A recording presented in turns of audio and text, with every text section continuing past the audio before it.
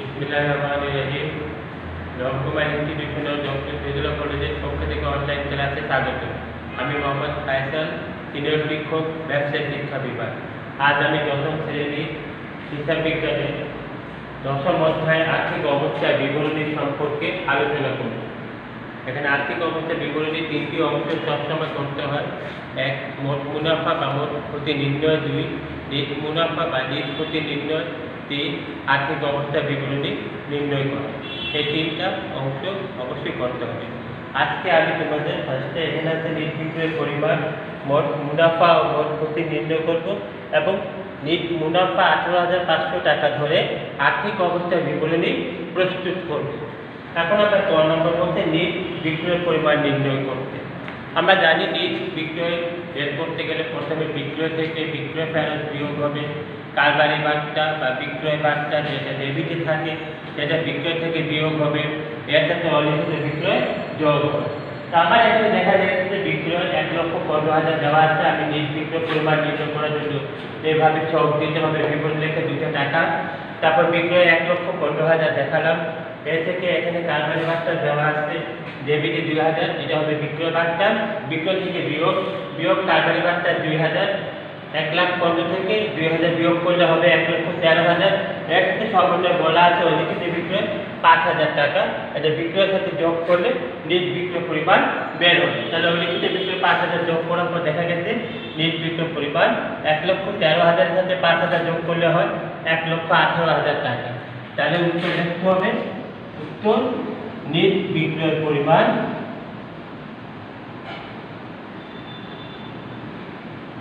NEET বিক্রয়ের পরিমাণ 1,18,000 টাকা। এখন আমরা খ নম্বর মোট মুনাফা অবলিক মোট ক্ষতি নির্ণয় করব।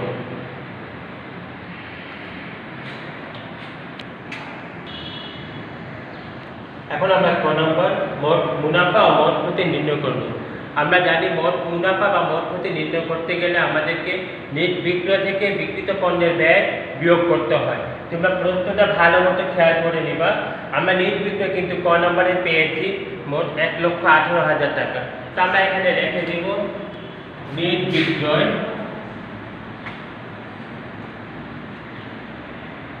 ব্র্যাকেটে, যেহেতু ক থেকে পেয়েছি এটা ক হতে প্রাপ্ত, টোটাল হলো 1,18,000 টাকা। এর সাথে এখন আমরা দিব বাদ বিক্রিত পণ্যের ব্যয়। আমরা জানি বিক্রিত পণ্যের ব্যয়ের মধ্যে যত প্রত্যক্ষ খরচ মানে উৎপাদন সংক্রান্ত যত খরচ তার সাথে সামগ্রী মজুত পণ্য বিয়োগ হয়। এখন আমরা বিক্রিত পণ্যের ব্যয় ফার্স্টে লিখব প্রান্তিক মজুত পণ্য আছে, প্রান্তিক মজুত পণ্য।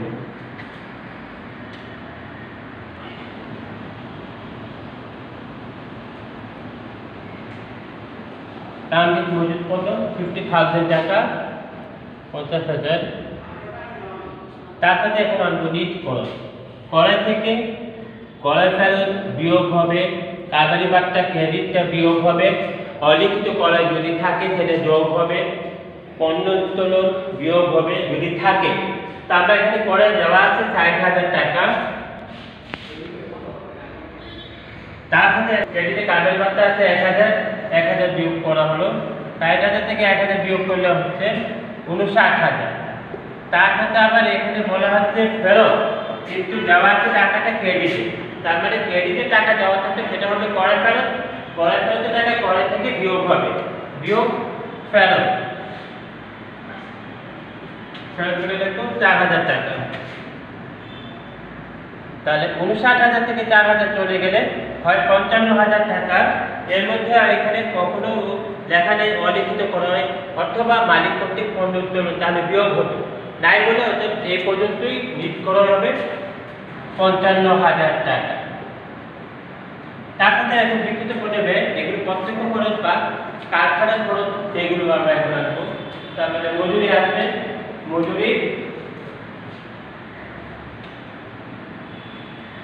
মজুরি এখানে দেওয়া আছে 11,000 টাকা।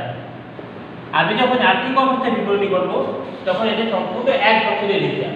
কিন্তু আবার এখানে দেওয়া আছে 11 মাস, তাহলে 1 মাস এখনো বাকি আছে, তাহলে 1 মাসে বের করে দিও মোট টাকাকে 11 দিয়ে ভাগ করো, তাহলে হবে 1000 টাকা। এই 1000 টাকা আছে বকেয়া, বকেয়া হলে যোগ হবে, যোগ বকেয়া, যোগ বকেয়া 1000, 11000 সাথে 1000 যোগ করলে মোট হচ্ছে 12000। তারপর আসছে জাহাজ ভাড়া, জাহাজ ভাড়া প্রত্যক্ষ খরচ, অর্থাৎ এটি বিক্রিত পণ্যের ব্যয়তে বসবে। আমি এখন লিখব জাহাজ ভাড়া। যদি অন্যান্য তথ্যাদি বা সমন্বয়ের মধ্যে বকেয়া এবং অগ্রিম লেখা থাকে, বকেয়ার সাথে যোগ হবে, অগ্রিম হলে বিয়োগ হবে, কিন্তু জাহাজ ভাড়া সম্পর্কে কিছু লেখা নেই, অর্থাৎ সরাসরি বসবে 8000 টাকা। তারপরে এখন দেখা যাচ্ছে আর নগদে হবে আসবে না, এটা চলতি সম্পদ, বন্ধুগুলি দীর্ঘমেয়াদী যায়, আসবাবপত্র ইত্যাদি সম্পদ, ব্যাংকে জমা চলতি সম্পদ, অর্থাৎ এখানে আর কোনো এন্ট্রি নাই যা বিক্রিত পণ্যের ব্যয়তে আসবে। তো আবার এখন টোটাল যোগ করলে কত হচ্ছে 8 2 10 10 5 15 15 5 হাতে রেখে 1 5 6 6 5 11 1 12,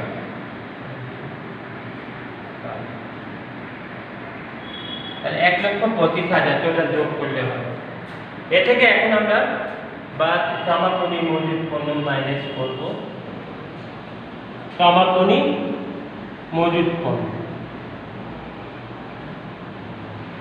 এখানে দেওয়া আছে অন্যান্য তথ্যাদি সমাপনী মজুদ পণ্য 28,500, 28,500, এটা এখন মাইনাস করে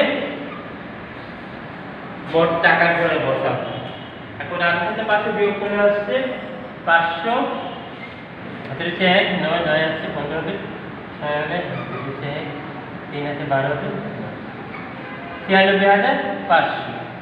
এখন নিট বিক্রয় থেকে বিক্রিত পণ্যের ব্যয় বিয়োগ করব। যদি নিট বিক্রয়ের পরিমাণ বেশি হয় তাহলে মোট মুনাফা হবে, আর নিট বিক্রয়ের পরিমাণ বিক্রিত পণ্যের ব্যয় থেকে কম হলে মোট ক্ষতি হবে। তো এখানে আসছে এখন বিয়োগ করলে 500, হাতে রেখে 1 7 7 আছে 8 হবে 1 হলে হাতে কিছু নেই 9 9 আছে 11 হবে 2 হলে হাতে 1 মিলে, তার মানে 21,500। তাহলে আমার নিট বিক্রয় পরিমাণ বেশি আছে, অতএব এটা হলো মোট মুনাফা, এটা হবে মোট মুনাফা। আমি আবার বলছি মোট মুনাফা বের করে নিয়ম নিট বিক্রয়, যদি বিক্রিত পণ্যের ব্যয় থেকে বেশি হয় তাহলে মোট মুনাফা হবে, আর যদি নিট বিক্রয় বিক্রিত পণ্যের ব্যয় থেকে কম হয় তাহলে মোট ক্ষতি হবে। তাহলে আবার এখানে আমি মোট মুনাফা পেয়ে গেছি, আমি উত্তর লিখব, উত্তর মোট মুনাফা 21,500 টাকা।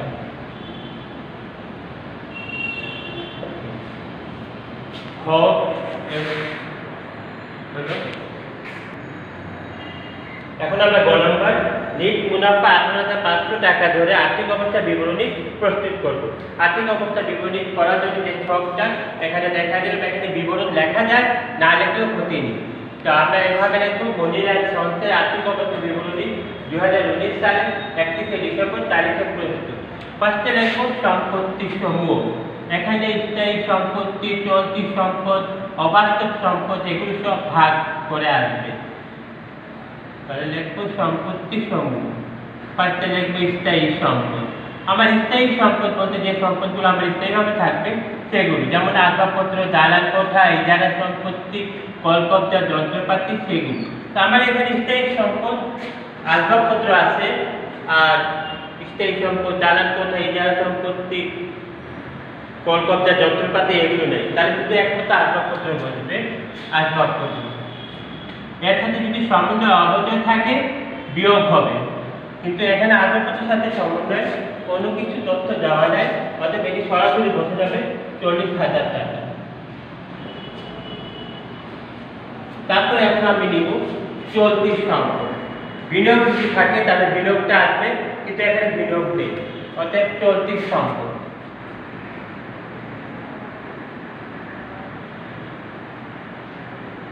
চলতি সম্পদে ফার্স্টে আসছে ব্যাংকে জমা আসছে, ব্যাংকে জমা হাতে নগদ থাকলে হাতে নগদ আসবে বা নগদ তহবিল আসবে। তাহলে এখানে ফার্স্টে লিখবো নগদ তহবিল।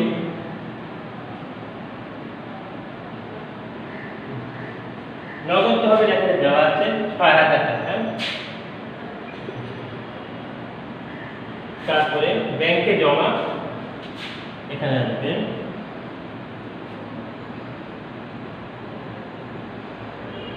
ব্যাংকে জমা এখানে আসবে ১৩,০০০ টাকা। ১৩,০০০ টাকা।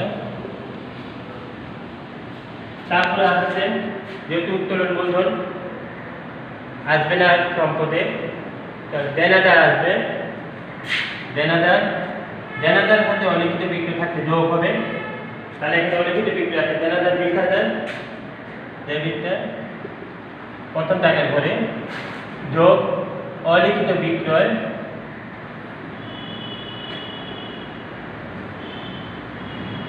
অলিখিত বিক্রয় আসছে ৫,০০০ টাকা। বিথা ৫ যোগ করলে হচ্ছে ২৫,০০০ টাকা। এটা এদিকে হওয়ার কারণ। তারপর আমরা বলছি দেনাদারের কাছ থেকে ৩,০০০ টাকা আগে যোগ করলে যেটা আমি ফেলে দিয়েছি এটা বিয়োগ হবে অনাদায়ী পাওনা বলে। বিয়োগ অনাদায়ী পাওনা। অনাদায়ী পাওনা ৩,০০০ টাকা। এটা বিয়োগ করলে আসছে ২৫ থেকে ৩ চলে গেলে ২২,০০০ টাকা। তারপরে যেহেতু পাওনাদার প্রতি দায় এখানে আসবে না, মজুরি বিক্রিত পণ্যে বেঁচে চলে গেছে, জাহাজ ভাড়া আসবে না, নগদ তহবিল রেখেছে, আসবাবপত্র ব্যাংকে জমা রেখেছে। এরপর সমাপনী মজুদ পণ্য আসবে। সমাপনী মজুদ পণ্য সমাপনী মজুদ পণ্য দেওয়া আছে ২৮,৫০০ টাকা। আমি আবার বলছি এই সময়গুলো প্রত্যেকটা এমসি দুবার করে যাবে। একবার যেমন সমাপনী মজুদ করে বিক্রিত পণ্যে বেঁচে গেল, আরেকবার চলতি সম্পদে সমাপনী মজুদ পণ্য আসবে। অলিখিত বিক্রয় একবার নিজ বিক্রয়ের সাথে যোগ হলো, আরেকবার দেনাদারের সাথে যোগ হলো। তাহলে এখন আমার এখানে চলতি সম্পদে এইসব যোগ করলে যা হচ্ছে দেখি আমরা জানছি এখানে ৫০০ আর ২ 10 ৩ ১৩ ১৩ আর ৬ ১৯ ১৯ ৯ হাতে রয়েছে ১ ১ ১ ২ ২ ২ ৪ ৪ ২ ৬ ৬৯,৫০০। এখন দেখি অবাস্তব সম্পদ আছে কিনা। এখানে কোনো অবাস্তব সম্পদ নেই, অতএব এই পর্যন্ত যোগ করার পর যেটা পাওয়া যাবে সেটা হবে মোট সম্পদ ৫০০ ৯ ৬ ৪ ১০ ১,০৯,৫০০। এটা হয়ে গেল মোট সম্পদ।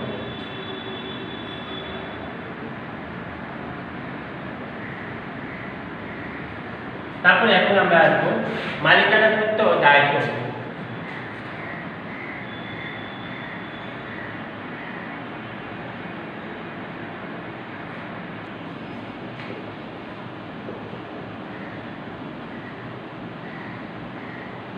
ফার্স্টে লিখবো মালিকানা সত্ত্ব।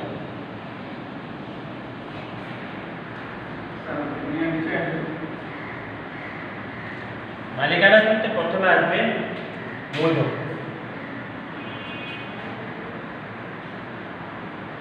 মূলধন এখানে দেওয়া আছে ৮০,০০০।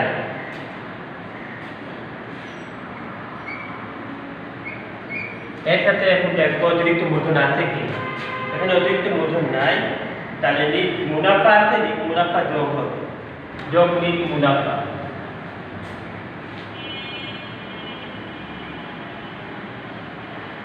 নিট মুনাফা দেওয়া আছে ১৮,৫০০। এখানে লিখে দিব প্রশ্নে প্রদত্ত।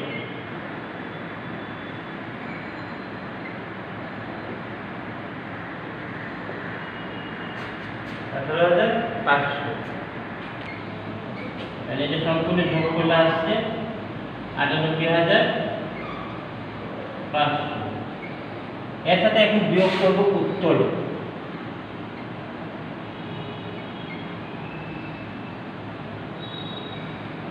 উত্তোলন বিয়োগ করলে এখানে দেখা যাচ্ছে উত্তোলন দেওয়া আছে 10,000 টাকা, আর আয়কর জীবন বীমা এগুলো থাকলেও বিয়োগ হবে, কিন্তু এগুলো নাই, অর্থাৎ উত্তোলন 10,000 টাকা বিয়োগ করবে।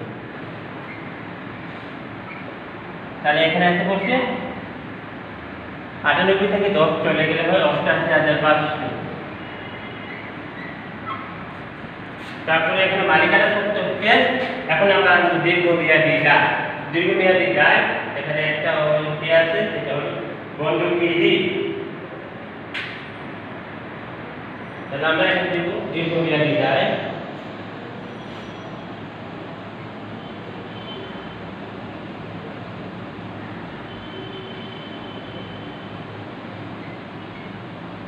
এখানে জায়গায় সংক্ষিপ্ত বলে সংক্ষিপ্ত আমি লিখছি বন্ধকি ঋণ। এখানে দেওয়া আছে একটাই 5,000 টাকা।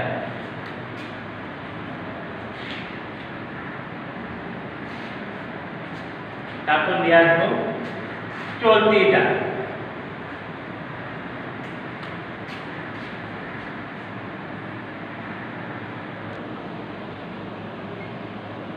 চলতি দায় ফার্স্টে আসছে 5,000। 5,000 এর সাথে যদি অলিখিত করা থাকে তাহলে যোগ হবে, এখানে অলিখিত করা যায় তাই সরাসরি বলছি 5,000।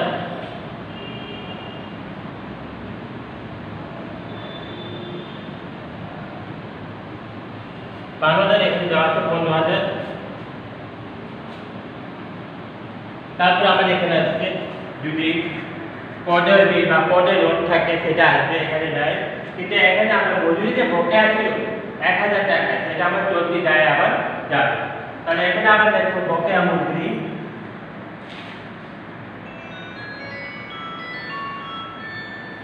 1,000।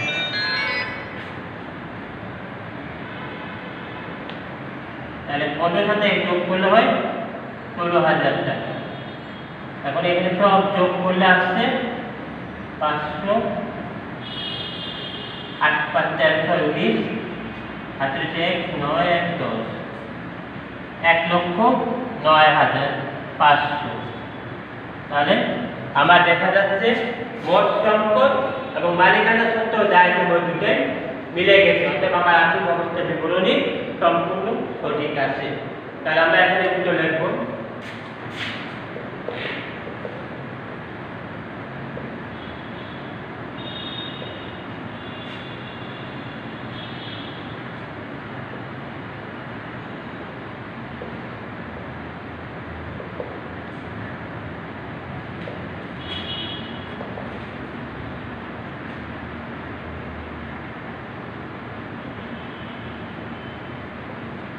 এক 1,09,500 টাকা।